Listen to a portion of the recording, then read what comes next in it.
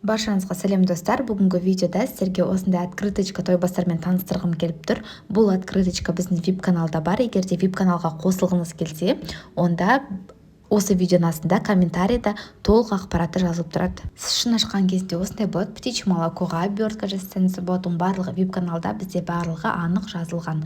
Және де носочки да ішіне салуға болады. Міне қараңыздар.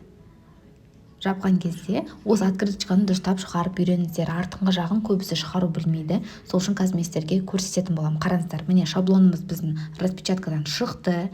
Осылай шығып тұрады. Көрдіңіз бе? Дәл осылай шықты. Енді бізге бұны аударып, қараңыздар, аударамыз.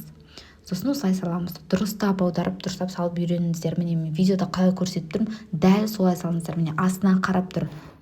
Міне шықты. Енді қараңыздар сіздерге. Міне, мынау бізде алдыңғы беті. Сосын қазір жерлердің бәрін қиямыз сіздермен бірге. И ашқан кезде, міне көрдіңіз бе? Міне алды. Сосын ашқан кезде бізде мынау болып тұрады. Қонышымызды бөліскендеріңізге рахмет. Мына жерге қазір 2 птичье молоконы жабыстыратын боламыз. Міне біздің шаблонымыз дайын. Мынау астыңғы жағын барлығын қиып аламыз. Қазір қараңыздар. Мына жерін қидым. Ал ортасына биговкасын жасаймыз. Қатты баспаңыздар, канцелярский ножпен қатты бассаңыз шаблоныңыз кесіліп кетеді. Міне барлығын қиып алдым осылай. Қараңыздар. Енді осылай майыстырамын. Қазір ішкі жағын дұрыстайын. Міне ішкі жағы дұрыс. Міне қара сызықтарын алып тастайық. Все, міне қара сызығын алып тастайым. Енді қараңыз, сыртқысымен бірдей болып тұр. Міне ішкі жағына тоже мән беріңіз.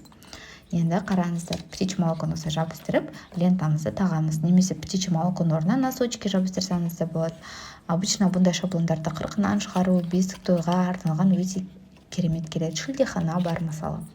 Міне канцелярский ножпен жасап жатырмын. Немесе жаңағы горячий клеймен де жабыстырсаңыз болады. Міне біздің шаблонымыз енді толықтай дайын. Ішіне птичье молоко, немесе Қазақстан шоколад, носочки салсаңыз да болады. Өзіңіздің қалаған затыңызды салуға, брелок та салуға болады ішіне. Өзіңіз білесіз.